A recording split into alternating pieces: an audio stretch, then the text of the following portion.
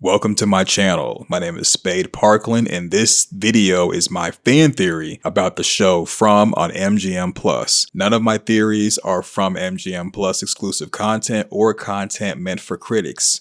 My theories will contain spoilers. Just in case you don't have time to watch my full video, add this to the watch later section so you can support by watching the full video so I get the watch time. You can also support by subscribing, clicking the notification bell to all, clicking the thanks button, watching the commercials, and sharing to all your social media, including your YouTube community tab. You can also join the channel membership for perks, including members live chat, members live stream, and members community tab, which is my version of a Discord. Thanks for watching, and after the video, let me know what you think in the comment section.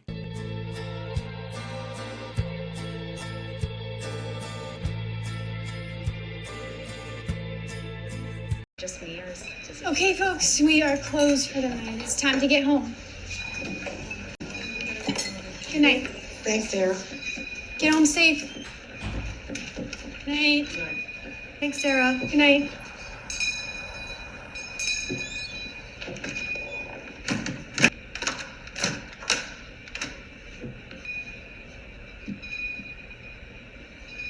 Frank!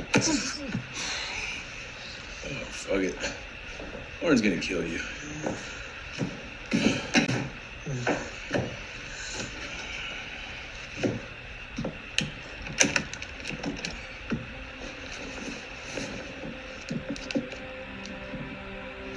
Is Daddy coming home? Any second now. He's supposed to be home before it gets dark. He promised. Well, sometimes your dad, he just gets a little forgetful, that's all. You go start saying your prayers. I'll be there in a minute. Okay. God damn it, Frank. Now I lay me down to sleep. I pray the Lord my soul to keep. If I die before I wake, I pray the Lord my soul to take.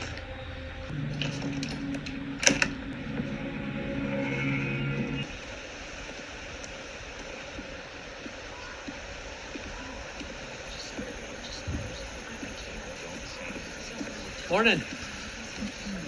What is it this time? Lauren rope you guys in another bake-off or what?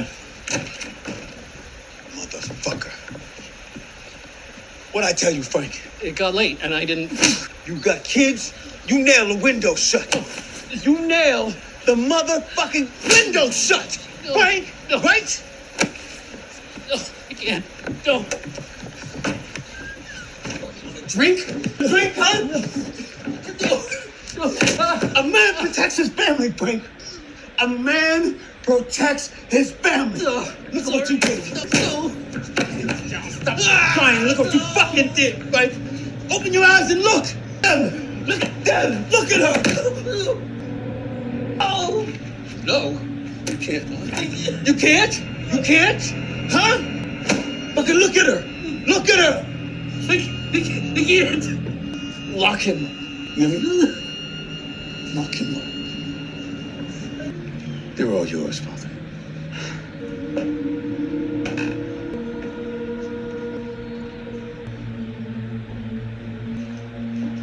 Notice the talisman stone, it's on the ground. I'm not saying the talisman stone is a magnet, but I think that whatever's in the talisman stone is equivalent to what's in the creatures, and it's equivalent to 2 magnets. So in other words, the talisman stone could be like a south magnet and the creatures are a south magnet. And when you open up a window, open up a door, it releases the pressure caused by the energy from the talisman stones.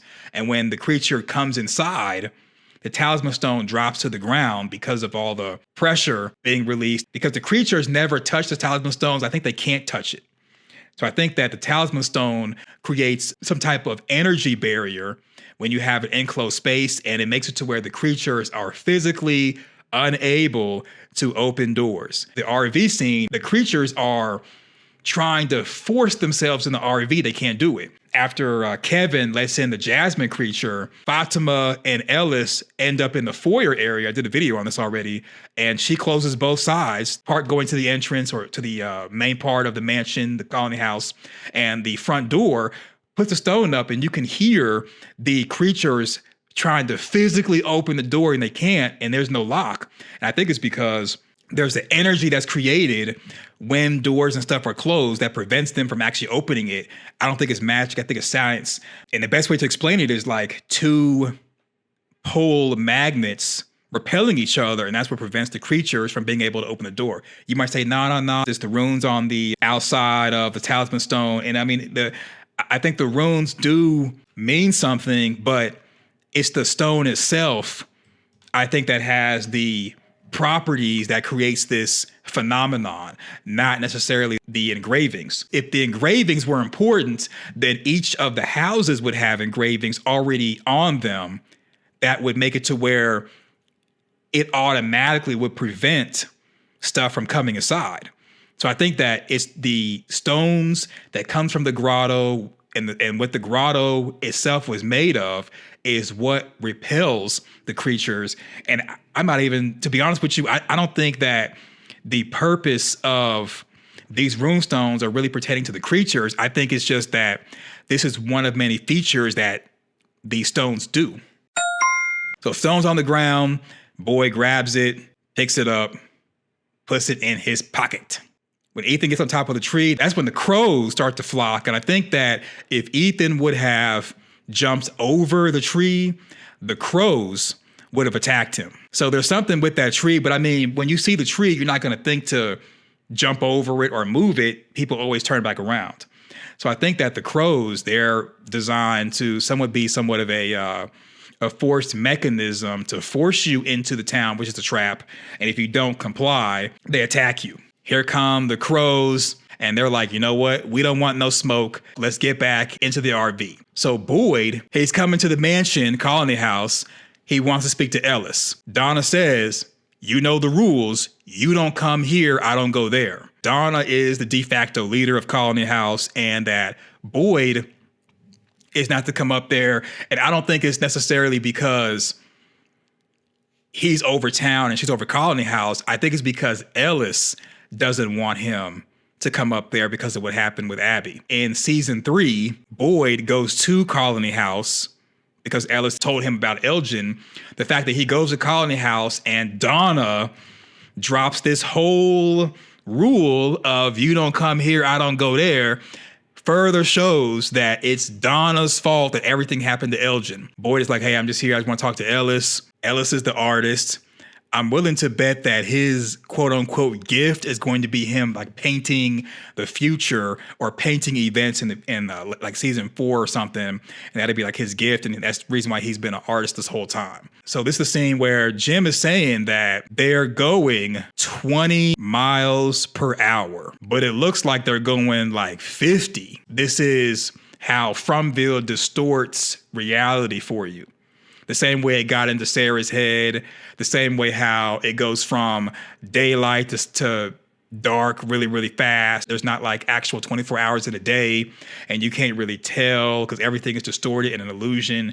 I think that's the reason why the vehicle looks like it's going 50 miles per hour. That is not 20 at all. Dude is flying. Look how fast they're going. The voices told Sarah that an RV was going to be coming into town and was going to collide with another vehicle. Sarah waited in the front to witness the event, and that's the reason why she's looking angry like that. This was back when Sarah was the pawn for the other side, and the voices predicted came to pass, and that's the reason why Sarah's believing them. Plus, I think Sarah was susceptible because she just got out of an abusive relationship that Nathan rescued her from, and the way they depict Sarah, she's kind of like meek and weak-minded, easy to manipulate, and the fact that everything that they're telling her is going to happens is more reason for her to trust these voices.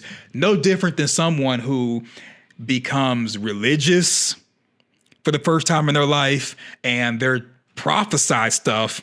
The prophecies come true and they start to continue to drink the Kool-Aid, so to speak. Or yellow flower means that someone's bringing out the best side of you. The fact they have this yellow flower symbolizes that, in my opinion, based off of what the meaning of yellow is, and maybe they only had yellow flowers growing in Fromville, but the fact they have these yellow flowers, I think it means that Lauren Pratt may have had a larger impact than the show kind of let on.